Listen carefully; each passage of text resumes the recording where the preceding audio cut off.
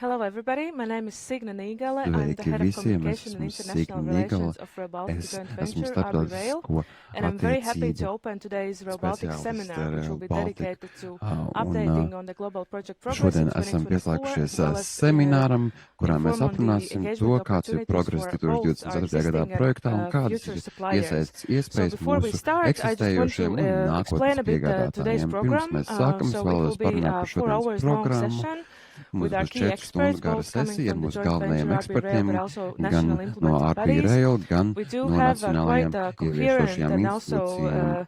but at the same time, quite diverse program. We Mums want to būs focus ļoti on daudzveidīga different opportunities to programma. procurement, as well as where the Runāsim par project to, is kāds going, ir iespējas iepirkumos, national kādā country virzienā dodas specifics, projekts. as well as sustainability, which is of course Tieši key katrā area valstī atsevišķi, as un, well protams, for mēs Rail runāsim Baltica arī global par project. ilgtspēju, kas And ir I would like to mūsu remind vispārējā that projekta viena no we do expect that galvenajiem those who have uzsvariem. Un mēs registered, arī which is more than gaidām, ka 300 tie, kas ir people, and thank reģistrējušies, you kas for ir your vairāk nekā interest, 300 but also cilvēku, those who are paldies par jūsu newcomers interesi, and un es just ceru, ka joining arī in are jaunpienācējiem very welcome to be active. būs This is iespēja about būt asking aktīviem. questions, and one of Tātad the šeit mēs ways how varēsim to ask uzdot questions is jautājumus, through un viens no veidiem, kā slido.com, uzdot jautājumus, ir caur internet slido.com. platform, where please you can platformu. type it in on Google and To use varat hashtag meklēt Rail Google Baltica, meklētājā and this un is lietot where you can hashtag ask Rail questions Baltica. and they will be answered. Šādā Those veidā questions that will jūs not be that we will not be uzdot able to answer, jautājumus, we'll make un sure are published on the jautājumus, kurus mēs website neatbildēsim and šodien, follow mēs up. But publicēsim mūsu now I think without mājaslapā, un further pēc tam ado, I would really atbildēsim uz like tiem. to go Bet bez liekas on kavēšanās es vēlētos introduce the first turpināt un speaker. I'm very happy iepazīstināt to introduce pirmo Kristīne runātāju. Malnača, Man ir prieks head of iepazīstināt strategy and Kristīnu economics Malnaču, kas department ir at RB strateģija Rail, un who ekonomikas will cover departamenta global project progress in vadītāja 2024. Please RB be Rail, active, un viņš please stāstīs ask par questions. projektu Kristīne, progresu floor is yours. 2024. gadā. Esiet aktīvi un uzdodiet jautājumus Kristīnai. Vārds jums. Paldies, Signe. Sveiki visiem, kas piedalās mūsu webinārā. Webināra sākumā es vēlētos iepazīstināt ar mūsu šī brīža progresu Rail Baltica projektā.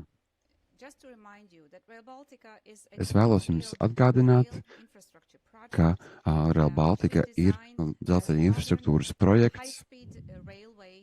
Tas būs moderna ātrvilcienu līnija starp 3 Baltijas valstīm, kas tās savienos ar Eiropu vienotā dzelzceļa tīklā. Rail Baltica jau ir Eiropas transporta tīkla daļa, kas būs ļoti svarīgs savienojums ar visu pārējo Eiropas transporta tīklu. Tas jau ir projektēts pēc Eiropas standartiem, tātad būs cits sliežu platums no tā, kāds mums ir šobrīd. Mērķis ir izveidot funkcionālu dzelzceļa savienojumu līdz 2030. gadam. Rail Baltica ir strateģisks transporta saite, kas ir ļoti svarīga visām 3 Baltijas valstīm. Un tajā pašā laikā tā ir svarīga arī Eiropas Savienībai. Mēs vēlamies būt integrēti Eiropas tīklā, un Rail Baltica mums palīdzēs sasniegt šo mērķi. Šī brīža ļoti saspringtajā ģeopolitiskajā situācijā Rail Baltica palīdzēs spēcināt mūsu drošību reģionām. Mēs esam prognozējuši, cik daudz pasažieru Rail Baltica varētu piesaistīt un cik daudz kravas tonu mēs varam transportēt šajā jaunajā Rail Baltica koridorā. Un mūsu prognozēs redzams, ka mēs varētu redzēt vairākus miljonus pasažieru šajā pasažieru tīklā, ka tas būs pilnībā pabeigts. Un runājot par kravām, mēs varētu gaidīt apmēram 14 miljonus tonu kravas varētu katru gadu tikt transportētas šajā jaunajā transporta koridorā. Un uzreiz jau mēs varam redzēt, cik svarīga ir šī jaunā saite. Un runājot par tvērumu, ko mēs īsti domājam ar Rail Baltica infrastruktūru un kāda veida dzelzceļa pakalpojumus jaunā Rail Baltica līnija piedāvās. Tātad šis būs ātrgaitas dzelzceļa līnija, kas šobrīd mūsu valstīs neeksistē. Tas nozīmē, ka mēs varēsim transportēt pasažierus ar ātrumiem, kas pārsniedz 200 km/h un vairāk. Un, lai izmantot šo jauno infrastruktūru, mēs vēlētos ieviest arī reģionālos pakalpojumus. Reģionālos pakalpojumus katrā valstī, Igaunijā, Latvijā un Lietuvā, un arī pārrobežu reģionālos pakalpojumus, kas arī ir nepieciešami mūsu pasažieriem. Bez tā, kā jau es minēju, Rail Baltica lietos arī kravas transportēšanai. Šobrīd mums ir tikai ceļu satiksme, ko mēs varam lietot, lai transportētu kravas no ziemeļiem uz dienvidiem, bet ar Rail Baltica mums būs iespēja pārvirzīt šīs lielazmēra kravas no ceļiem uz Rail Baltica dzelzceļu. Bez maģistrāles būvēšanas mēs arī būvējam jaunas starptautiskās pasažieru stacijas, mēs attīstam reģionālās pasažieru stacijas, mēs būvējam ievērojumu skaitu dažādu struktūru, piemēram, tuneļu, ceļa pārvadu,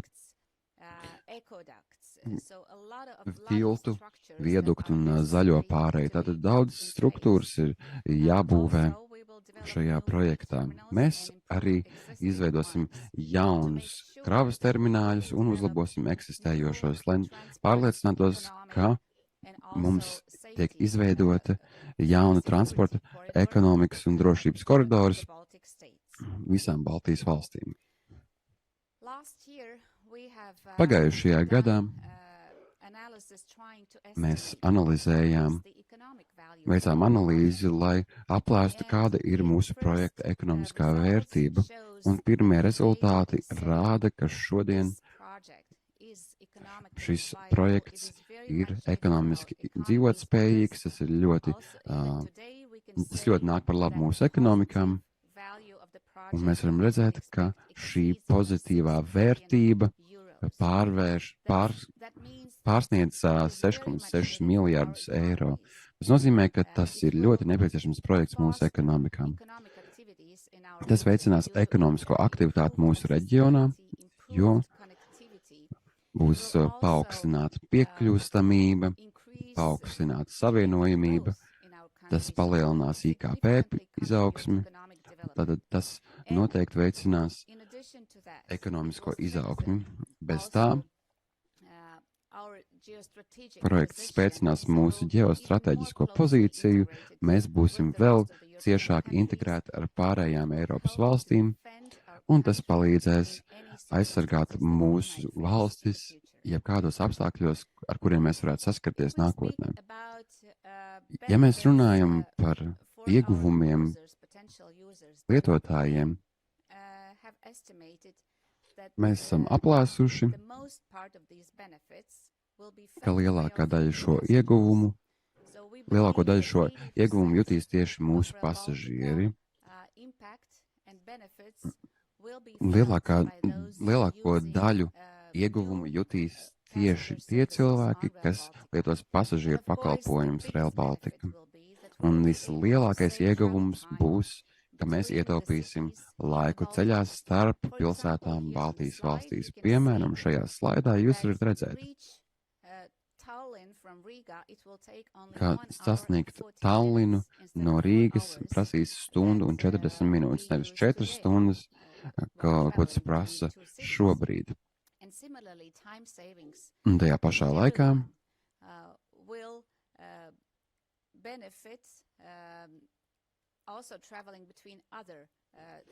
mēs ietaupīsim laiku ceļojot starp citām pilsētām Baltijas reģionā un arī dodoties tālāk uz Eiropu. Protams, vispirms nonākot Polijā, mēs Varšavu varēsim sasniegt, un no Varšavas varēsim doties tālāk. Tātad šis ir lielākais ieguvums, ko mēs varam sagaidīt no Rail Baltica. Protams, ir redzami citi ieguvumi, kas palīdzēs mums uzlabot savienojamību, piekļūstamību, un arī tiks uzlabota drošība, ja mēs pārējām no ceļa satiksmes uz dzelzceļa satiksmi. Tas tiek samazināts risks iekļūt ceļa satiksmes negadījumos, kas noteikti ir ieguvums sabiedrībai.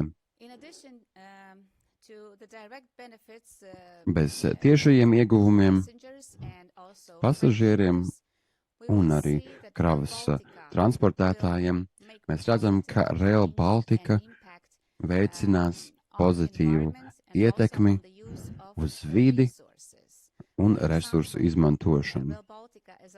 Piemēram, Rail Baltica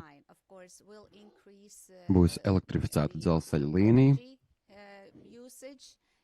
tiks palielināts enerģijas patēriņš, bet mēs lietosim tikai atjaunīgos enerģijas resursus, bet par to vairāk runās mans kolēģis vēlāk. Tas nozīmē, ka Rail Baltica ietekme būs pozitīva, jo tiks samazināts pieprasījums pēc fosilajiem kurināmajiem vai degvielām. Šī būs lieliska elektrificēta transporta alternatīva. Arī tiks samazināts pieprasījums pēc īsiem lidojumiem starp Baltijas valstu galvaspilsētām. Tas, protams, veicinās pozitīvu ietekmi uz vidi. Un, ja mēs skatāmies uz pasažieru skaitu, kuru mēs sagaidām, šeit mēs varam redzēt ekrānā, šie dažādie mūsu piedāvātie pakalpojumi tiek sadalīti. Mūsu analīzē ir redzams, ka pasažieriem ir tieši nepieciešami reģionālie pakalpojumi. Mūsu iedzīvotāji Baltijas valstīs, viņi jūt, ka ir šī trūkstošā saite no ziemeļiem uz dienvidiem vai otrādāk starp valstīm. Rail Baltica nodrošinās šo iespēju un reģionālajiem pakalpojumiem. Mēs gaidām 20 miljonus pasažieru gadā visās 3 Baltijas valstīs. Mēs arī atjauninājām mūsu satiksmes prognozes ātrgaitas līnijai un grasāmies ieviest arī nakts vilcienus starp Baltijas valstīm un tālāk arī uz Poliju. Un šeit mēs redzam potenciālu pieprasījumu šādiem pakalpojumiem, jo šobrīd nakts vilcieni neeksistē Baltijas valstīs, bet ar Rail Baltica tiks piedāvāta šāda iespēja. Ja mēs salīdzinām ar iepriekšējo analīzi 2017. gadā,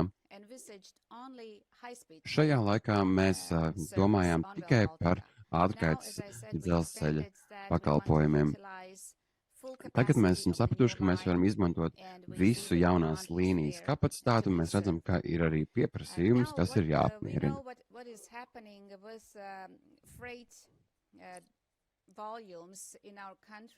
Mēs arī redzam, kas notiek ar kravas apjomiem, kas tiek transportēti mūsu valstīs, ģeopolitiskās situācijas dēļ, kara dēļ, sankciju dēļ, slēgtajām robežām ar Krieviju un Baltkrieviju vai daļai slēgtajām robežām. Tātad vispār tiek samazināts kravu apjoms, kas tiek transportēts šeit, bet tajā pašā laikā mēs redzam, ka mums ir cits tirgus, kurā mēs varam iekļūt, un mēs gaidām, kā Rail Baltica varēs nodrošināt arī kravas transportēšanu.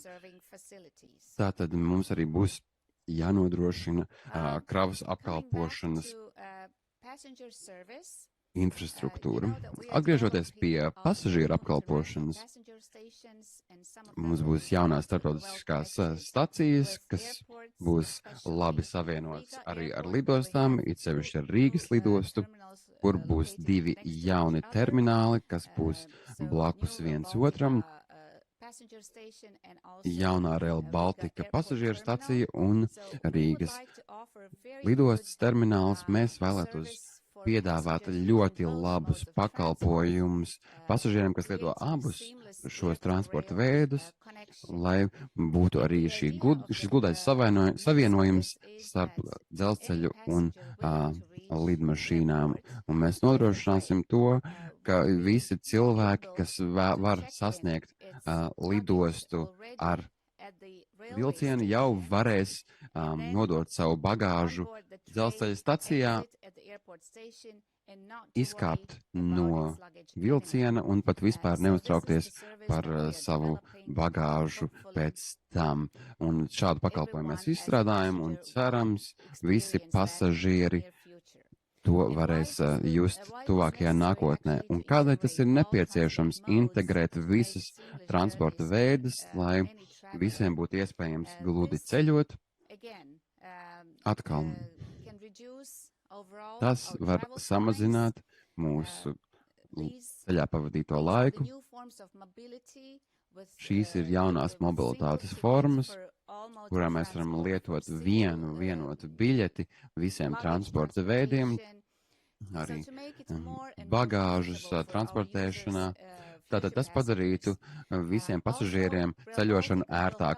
Tajā pašā laikā Rail Baltica palīdzēs citiem transporta veidiem, jo ir daži transporta veidi, kas nav īsti piemēroti ilgākiem ceļojumiem un daži īsākiem, daži dārgāk, daži lētāk. Un ja mēs visus savienojam un izveidojam integrētu transportēšanas sistēmu, kas ir ļoti efektīva, mēs no tā visi varam būt ieguvēji. Kāds ir šī brīža Baltika attīstības status? Es teiktu, ka šajā gadā, 2024. gadā, tas ir pagrieziena punkts, lai sasniegtu vēl vienu mērķi mūsu projekta attīstībā. Mēs vēlamies beigt projektēšanas fāzi, lai pilnībā notiektu būvniecības posmā. Katra no valstīm būvniecība jau ir sākusies, iespējams, varbūt nelielākā mērogā līdz šim, taču šīs būs gads, kurā mēs atvērsim pilnībā galvenās līnijas būvniecību katrā valstī. Mērķis šogad ir sākt būvniecību vairāk nekā 100 kilometros starp visām Baltijas valstīm. Papildus mēs arī veicam papildus iepirkumus. Šajā veidā, izmantojot konsolidētu materiālu iepirkumu pieeju, mēs varēsim nodrošināt to, ka līgumslēdzējiem ir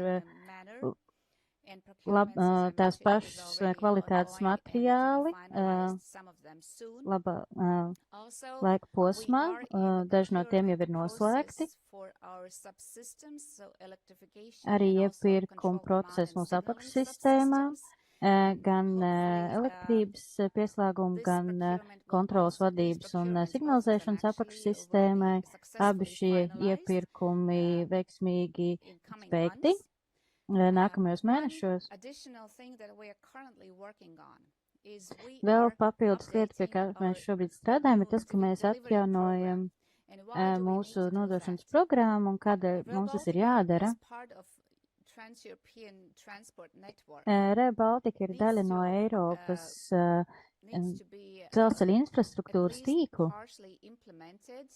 Un tai ir maz daļēji jābūt īstenotai un funkcionālai līdz 2030. gadam. Tas ir saskaņā ar Eiropas Savienības regulu, kas saka, ka Eiropas transporta tīklam ir jābūt funkcionālam līdz 2030. gadam, un tā kā Rail Baltica ir daļa no šī tīkla, tai arī ir jāatbilst šim mērķim. Šobrīd mēs veidojam projektu posmus, lai būtu pārliecināti, ka mums būs funkcionāls savienojums starp visām 3 Baltijas valstīm jau līdz 2030. gadam. Tas nozīmē, ka šajā scenārijā visticamāk nebūs pilns apjoms pabeigts līdz šim mērķa laikam, taču mēs pārliecināsimies, ka mums ir funkcionāli savienojumi jau līdz mērķa gadam. Vēl viens svarīgs nosacījums, lai būtu veiksmīgi, ir pietiekami liels ieguldījumi pareizajā laikā. Tādēļ visiem, kas ir iesaistīti, es vēlos jūs uzrunāt, mobilizēt visus resursus, kas ir nepieciešami un kas mums ir, lai mēs varētu šo mērķi īstenot.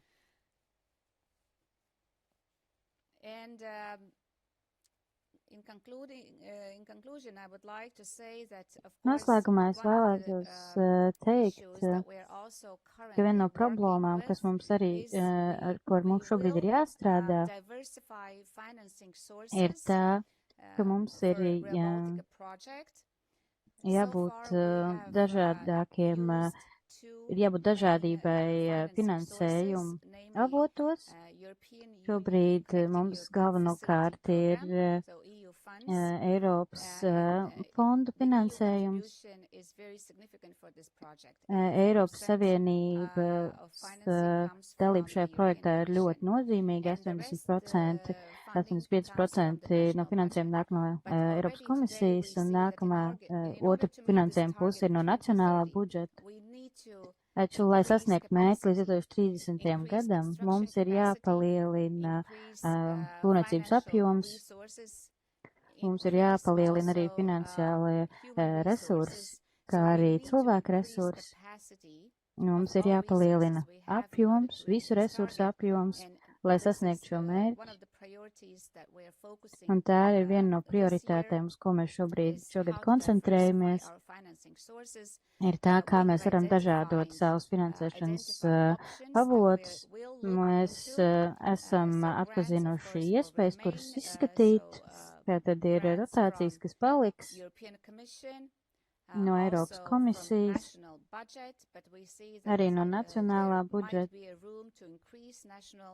Taču mēs redzam, ka iespējams nacionālā budžeta daļa varētu tikt palielināta. Mēs vēlētos arī piesaistīt privāto sektoru, lai tie mums palīdzētu īstenot šo ļoti nozīmīgo lielo projektu Baltijā. Un vēl viena grupa, kur mēs arī iesaistīsim, tā būs, lai atbalstītu Baltijas projektu attīstību, tās būtu dažādas finanšu institūcijas. Tad, lai ar daudzu dalībnieku palīdzību, kas varētu palīdzēt mūsu projektu attīstībai, es esmu pārliecināta, ka mēs varēsim šo mērķi sasniegt un mūsu Baltijas projekts būs veiksmīgs. Un, protams, lai sasniegtu mūsu lielo mērķi, lai mums būtu šī ļoti nozīmīgā infrastruktūra Baltijā, mēs esam ļoti priecīgi, ka ir daudzi piegādātāji un konsultāti, līgumslēdzēji, kas palīdz, sadarbojas ar mums. Kā jūs kartē varat redzēt, mums ir atbalstītāji no visas Eiropas un ne tikai, pat no citiem kontinentiem. Šobrīd mums ir vairāk nekā 4,7 miljārdu eiro apjomā jau parakstīt piegādātāju līgumu. Mēs esam ļoti pateicīgi par jūsu palīdzību, atbalstu, un mēs arī ļoti ceram nākotnē ar jums sadarboties. Paldies! Paldies, Kristīna! Pirms mēs turpināsim ar jautājumiem un atbildēm, jo mums ir nedaudz tam paredzēts laiks. Es vēlētos atgādināt, ka pirmkārt paldies tiem, kas jau skatās. Mēs redzam, ka vairāk nekā 400 cilvēki ir reģistrējušies. Paldies par jūsu interesi. Dalieties ar šo informāciju, tiešsaist var skatīties ar Baltiku dažādos kanālos. Un lūdzu uzdodies jautājumus Slido platformā, kā jūs to atvērt. Jums nekas nav lejup jālādē. Jūs dodaties uz slido.com, izmantojiet Baltika atzīmi un varat uzdot jautājumus. Kad runāt par jautājumiem, mums jau šeit jau ir daži jautājumi. Ja viens jautājums, kas ir diezgan populārs, ir saistīts ar beigu termiņiem un to, cik realistiski ir sasniegt to, kas ir apsolīts, un uzbūvēt pilnīgi funkcionālu pārrobežu dzelzceļu līdz 2030. gadam. Jāsaka, mūsu projekts ir ambiciozs. Mēs jau paši esam nokuši šos ambiciozus mērķus, taču skatoties uz to, kas jau ir panākts, īpaši ņemot vērā, tas ir salīdzinoši īsā laikā padarīts, es teiktu, ka tas ir izdarāms, taču ir vairāk nosacījumi, kas ir jāizpilda un jāuztur patiesībā. Pirmkārt, ļoti laba sadarbība. Mums ir vairāks sadarbības partneri, kā es jau minēju, 3 valsts, ir 3 nacionālās īstenošanas struktūras, 3 valdības ir atbildīgas par Baltika projektu, kā arī apvienotais uzņēmums, kas koordinē projektu un visu mūsu piegādātāju, līgumslēdzēju, visu mūsu konsultantu. Visi šie spēki sadarbojas kopā. Mums ir šis viens mērķis, kur sasniegt, un es domāju, ka mums tas noteikti izdosies. 2030. gads neliekas tik tālu, taču es teiktu, ka mēs jau esam gandrīz kā pusē. Tas nozīmē, ka mēs pabeidzam projektēšanu, tikko kā mēs sākam būvniecību. Mēs noteikti varam sasniegt mērķi. Paldies, es varu teikt, ka no savas puses mēs zinām, kāda šeit turpmāk paredzētas programmā būs arī nacionālajās īstenošanas iestādes, kas vairāk runās par projekts status katrā valstī un cik tā ir būvniecība, kāds ir tās status. Jautājums, ko jūs jau minējat, es pieļauju, ka būs vēl vairāk jautājumu, kas ar to saistīti, tātad tie būtu privātie investīcijas projektā, vai šobrīd tādas jau ir, vai, ja to nav, kādi būtu priekšnoteikumi, lai sasniegtu projektu. Līdz šim brīžam es teiktu, ka Baltijas reģionā tā nav bijusi iepriekšēja prakse izmantot privātās investīcijas dzelzceļa sektorā, tīpaši lai attīstītu infrastruktūru. Taču mēs esam sākuši diskusijas ar privāto sektoru un mēs redzam, ka ir interesi.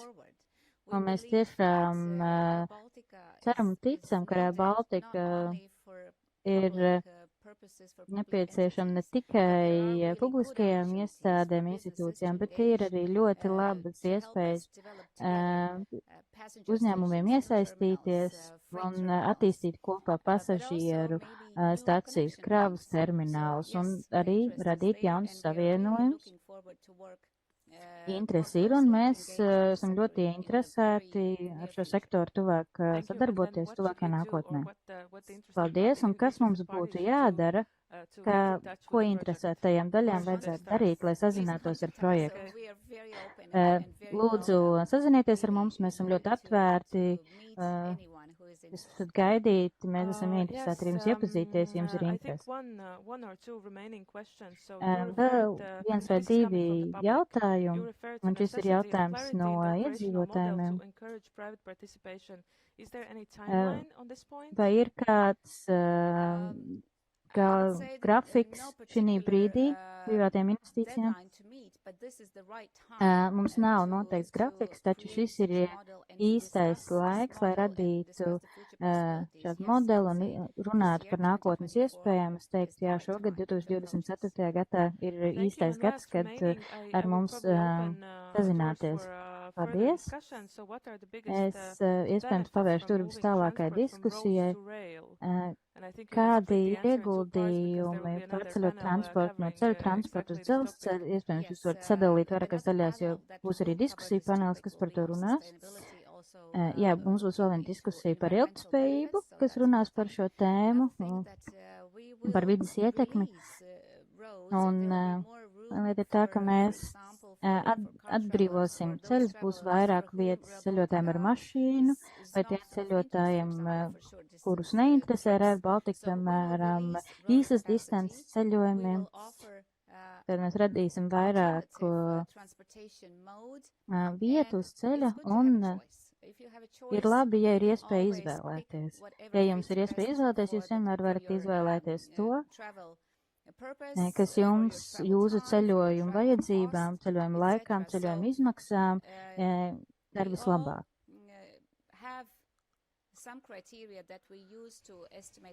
Mums visiem ir kādi kritēriji, ko mēs izmantojam, lai noteiktu sadarību, kad izdarām kādas izvēles, un Rail Baltica būs vēl viena iespēja arī vidas ieguvumiem. Es esmu pārliecināta, ka mēs visi atradīsim to, kas mums dar vislabāk. Paldies, Kristīna. Mēs pabeigsim šo sesiju. Paldies par piedalīšanos. Un šobrīd es vēlētos iepazīstināt nākamo runātāju.